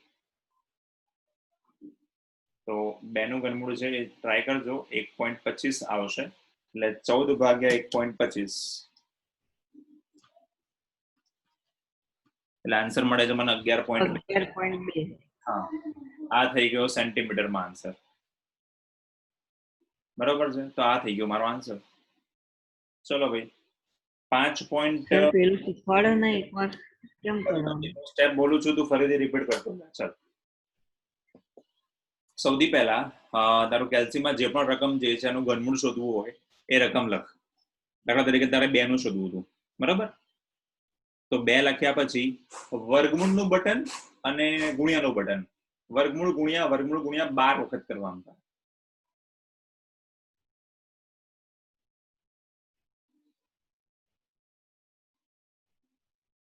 પત્યું એટલું? એરર આવે. તો જોજે, વર્ગમૂળ ગુણ્યા વાળું બટન જે છે 12 વખત દબાવવાનું, પછી -1, પછી /3, પછી +1, પછી ગુણ્યા અને ઇક્વલ નું બટન 12 વખત. આ આની સિમ્પલ મેથડ છે. પછી ઘણા લોકો છે ને પેલું 8 વખત ને 4 વખત દબાવડાવે છે, પણ એમાં બી એરર તો આવે જ છે. ચલો તો એક વખત વધારે થઈ ગયું હતું એટલે થઈ જાય. હા ચલો ભાઈ 5.15 જે છે એના પર આવી ગયા આપણે લોકો. 5.15 એટલે સ્વાધ્યાય જે છે એનો છેલ્લો દાખલો. એમાં એવું કીધું છે કે 5.25 ની જૂલ પ્રતિ ટેસ્લા, એટલે આપણને ખબર છે મેગ્નેટિક ડાયપોલ મોમેન્ટ નો એકમ જ આવો કંઈક સમથિંગ છે. તો m = 5.25 ગુણ્યા 10⁻² જૂલ પ્રતિ ટેસ્લા એ મેગ્નેટિક ડાયપોલ મોમેન્ટ છે. એને અક્ષ ઉપર પૃથ્વીના ક્ષેત્રની દિશાને લંબ રહે તેવી રીતે રાખવામાં આવે છે. તો સૌથી પહેલા અક્ષ ઉપર રાખવામાં આવે છે અને ચુંબકીય ક્ષેત્રની દિશાને અક્ષ પર ને પણ લંબ, અક્ષને લંબ એટલે વિષુવવૃત્ત કહેવાય. ત્યારે સૌથી પહેલું લંબ દ્વિભાજક પર તેનું ચુંબકીય ક્ષેત્ર કેટલું થશે? અંતર જે છે એ આપણને આપેલું નથી, એટલે આપણે અંતર શોધવું પડશે. બીજું કે કોઈ સ્થળ પર પૃથ્વીનું ચુંબકીય ક્ષેત્ર જે છે એ આપણને કીધેલું છે, જેની કિંમત છે 0.42 ગોસ. અને એ વખતે ખૂણો જે બનાવતો હશે પૃથ્વીના ચુંબકીય ક્ષેત્ર સાથે એ બનાવે છે 45°. તો અહીંયા તમને દેખાય છે રકમમાં કે ક્યાંય પણ તમને અહીંયા અંતર કેટલું છે આપેલું નથી. તો સૌથી પહેલા આપણને જે પણ ડેટા આપ્યો છે, વિષુવવૃત્ત આપણે ધારીને લઈને આવ્યા છે. તો વિષુવવૃત્તને આપણે ધાર્યા પછી એની કિંમત જે છે લેતા આવીએ. તો વિષુવવૃત્ત ધારીને આપણે સૌથી પહેલા અંતર જે છે લાવવું પડશે. તો નંબર 1, તો વિષુવવૃત્ત માટેનું સમીકરણ લખીએ છીએ. B = તો μ0/4π મેગ્નેટિક ડાયપોલ મોમેન્ટ એટલે m અને r નો ક્યુબ, આપણે r લાવવાના છે અંતર. તો r નો ઘન બરાબર તો μ0 × m / 4π × b. ચલો આપણને મેગ્નેટિક ચુંબકીય ક્ષેત્ર આપણને આપી દીધું છે, જેની કિંમત આપણને કીધી દીધી છે 42 ગોસ. તો r નો ઘન બરાબર તો μ0 ની કિંમત છે 4π 10⁻⁷. m ની કિંમત જે આપણને આપી દીધી છે એ મેગ્નેટિક ડાયપોલ મોમેન્ટ છે આપણી પાસે 5.25 ગુણ્યા 10⁻² ભાગ્યા લખી નાખું છું 4π અને ગોસમાં કન્વર્ટ કરવાના છે એટલે 0.42 ગુણ્યા 10⁻⁴ એટલે ટેસ્લામાં કન્વર્ટ થઈ ગયા છે. હવે પહેલા આનો આપણે આન્સર લાવીએ અને આન્સર લાવ્યા પછી એનું ઘનમૂળ શોધી નાખીએ તો આપણે r નો ક્યુબ આપણને મળશે પહેલા તો 4 5 કેન્સલ થાય છે. સૌથી પહેલું કામ કરતા જાઓ, કેલ્સી ખોલો અને કયો કયો ડેટા આપણી પાસે છે એ જોતા જઈએ. ચલો ભાઈ કેલ્સી ખોલતા જાઓ. 5.25 5.25 માં જુઓ તમે કે ભાગ્યા 0.42 12.5. એટલો આવ્યો 12.5. ઓકે, તો r નો ઘન મને મળે છે અત્યારે 12.5. હવે 10 ની ઘાતોનો જરાક હિસાબ પતાવીએ આપણે. ગુણ્યા 10 ની -4 છે ઉપર જશે એટલે પ્લસ થશે. 10 ની -7 ઘાત છે, 10 ની -7 અને 10 ની -2 એટલે 10 ની -9 ઘાત થયા. 10 ની -4 ઘાત ઉપર આયા એટલે એ થઈ ગયા પ્લસ. તો આપણને મળશે r નો ઘન ઇઝ ઇક્વલ્સ ટુ, તો હવે તમને અહીંયા દેખાશે કે 12.5 ગુણ્યા 10 ની -5 ઘાત થાય છે. હવે મેં તમને સ્ટાર્ટિંગમાં ચેપ્ટર 1 માં પણ કીધું હતું, દરેક જણને દરેક જગ્યાએ સ્કૂલમાં પણ કીધું છે અને ક્લાસીસમાં પણ કીધું છે કે જ્યારે આપણી પાસે ઘનમૂળ કેવું શોધવાનું હોય તો આપણે ઘાતો એવી રાખવાની કે જે 10 વડે ભાગી શકાય એવી હોય, અથવા તો 3 વડે વિઝિબલ 10 ની ઘાત એવી રાખવાની કે ભાઈ સ્ક્વેર રૂટ શોધવું છે, વર્ગમૂળ શોધવું છે તો 2 વડે ભગાય એવી હોવી જોઈએ. ઘનમૂળ શોધવું છે તો 3 વડે ભગાય એવી હોવી જોઈએ. આગળના દાખલામાં 12 સેન્ટીમીટરમાં એવી કોઈ જરૂર નથી એટલે આપણે માથાકૂટ નથી, સીધું ખાલી ઘનમૂળ કે વર્ગમૂળ શોધવું પડતું. અહીંયા લખી નાખું છું 12.5 ગુણ્યા 10 ની -5 ઘાત છે તો એક ઘાત ખિસ્સામાંથી આપી એટલે 10 ની -6 ઘાત થઈ ગઈ. હવે આપણને ખબર છે કે ભાઈ 5 જે છે 5 5 25 5 125 એટલે 5 નું ઘનમૂળ છે એ 125 છે એટલે 5 ડાયરેક્ટ લખી નાખ્યા. અને 10 ની -6 ઘાત થઈ ગઈ, 10 ની -2 ઘાત અહીંયા લખી નાખું છું મીટર અથવા 0.05 મીટર અથવા લખી શકો છો 5 સેન્ટીમીટર. તો આ આપણને મળી ગયો છે r નો આન્સર. એટલે આપણે પહેલા માટે કયા અંતરે મૂકવું જોઈએ એ શોધવું હતું એ શોધી નાખ્યું આપણે લોકોએ. હવે સેકન્ડ ક્વેશ્ચન જે છે એમાં જેવું કીધું છે કે આ જ અક્ષ ઉપર ડેટા આપણો જે છે એ જે હતો એનો એ જ રાખવાનો છે, પણ હવે આ વસ્તુ જે છે એને કેટલા અંતર પર તમે મૂકશો. તો ફરી વાર આપણી વસ્તુ સ્ટોરી રિપીટ થઈ કે હવે આપણે આ જે છે એને વિષુવવૃત્ત પર વિચાર્યું હતું. હવે રકમમાં જુઓ, રકમમાં એવું કહે છે કે અક્ષ ઉપર કેટલા અંતર પર આવું બનશે. તો આ આપણું વિષુવવૃત્ત ધારીને આપણે અંતર લઈને આવ્યા. હવે આપણે આ જ વસ્તુ જે છે એ અક્ષ માટે લાવવાની છે. તો લખતા જઈએ છે નંબર 2 અક્ષ માટે. તો અક્ષ માટે ડેટા જે છે એ આપણો એનો એ જ છે, ફરક ખાલી એટલો છે b ઇઝ ઇક્વલ્સ ટુ તો μ0 divide by 4 pi into 2m upon r નો ક્યુબ. આપણે r શોધવાના છે. અમુક વિદ્યાર્થીઓ દેખી શકે છે કે ભાઈ જેટલો પણ આપણો આન્સર આવ્યો હતો બરોબર છે આગળનો, એમાં આપણી પાસે હતા 125. હવે 125 જે છે એને સમથિંગ એવું બી પોસિબલ થાય કે આપણે 2 વડે ભાગી કે ગુણી નાખીએ તો તમે ડાયરેક્ટ આન્સર લાવી શકો છો. તો ડેટા આપણે લખતા જઈએ છે μ0 ઇન્ટુ 2m ભાગ્યા 4 પાઈ, તો μ0 into 2m divide by 4 pi into b. ચલો ભાઈ બધી જ વસ્તુ આપણી પાસે હાજર છે. તો 4 pi cross 10 to the power -7 2m ના m મેગ્નેટિક ડાયપોલ મોમેન્ટ જે છે એની કિંમત તમને લોકોને ઉપર આપી હતી 5.25 10 ની -2 ઘાત. તો લખું છું 5.25 10 ની -2 ઘાત ભાગ્યા 4 પાઈ ઇન્ટુ ચુંબકીય ક્ષેત્ર જે છે એ આપણને ઉપર આપેલું હતું એ લઈ લઈએ આપણે 0.42 ગોસ. તો લખીએ છે 0.42 ગુણ્યા 10 ની -4 ઘાત ટેસ્લા. નિયમ પ્રમાણે 4 પાઈ કેન્સલ થાય છે. ચલો ભાઈ ડેટા કાઢતા જાઓ, કેલ્ક્યુલેટર થી કેલ્ક્યુલેશન કરતા જાઓ. તો r નો ક્યુબ 5.25 ગુણ્યા 2 25 અને ભાગ્યા 0.42 કરી નાખે. હા કરી કાઢો. ઓકે, તો 10 ની -9 ઘાત અને 10 ની -4 ઘાત જે છે ઉપર આ એ થઈ ગયા પ્લસ. તો મારી પાસે r નો ઘન આવ્યો 25 ગુણ્યા 10⁻5 નિયમ પ્રમાણે એવું કહેવામાં આવે છે કે જ્યારે જ્યારે આપણી પાસે ઘનમૂળ હોય ત્યારે ત્યારે એની 3 વડે ભગાય એવી ઘાત હોવી જોઈએ. તો 1 0 ત્યાં મૂકું છું, 1 અહીંયા મૂકી દઉં છું. ચલો ભાઈ, r નો ઘન છે. સૌથી પહેલા r કરવા માટે 10⁻6/3 એટલે 10⁻2 તો મળી ગયું. ફરી એકવાર 250 જે છે એના માટે કરતા જાઓ. વર્ગમૂળ અને ગુણ્યાનું બટન 12 વખત -1/3 +1 ગુણ્યા અને ઇક્વલ નું બટન. તો આપણી પાસે મળશે 250 જે છે એનું જરા કરો તો ભાઈ.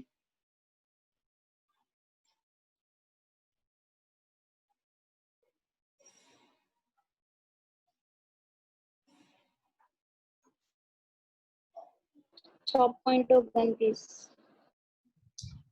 6.29. હા પણ જોઈ લેજો તમે બી. હા, એટલે મેં જોયા પછી મેં ડેટા લખી નાખ્યો છે.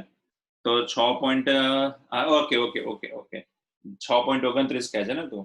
ઓકે, થઈ ગયો, બરોબર છે. તો આપણી પાસે અહીંયા આગળ બરોબર ડેટા જ છે. તો લખી નાખું છું એને ગાતોમાં 6.29 એટલે 29 થઈ જશે. રાઉન્ડ ઓફ લખીશું એટલે 3 લખાશે. અને ગુણ્યા 10⁻2 મીટર કહું છું, બરોબર છે. અને સેન્ટીમીટરમાં કરો તો 0.0629. તો આ પરફેક્ટ આન્સર છે. તો આ સાથે આપણે આ લેક્ચર જે છે અહીંયા સમાપ્ત કરીએ છીએ. બીજી લિંક મોકલું છું.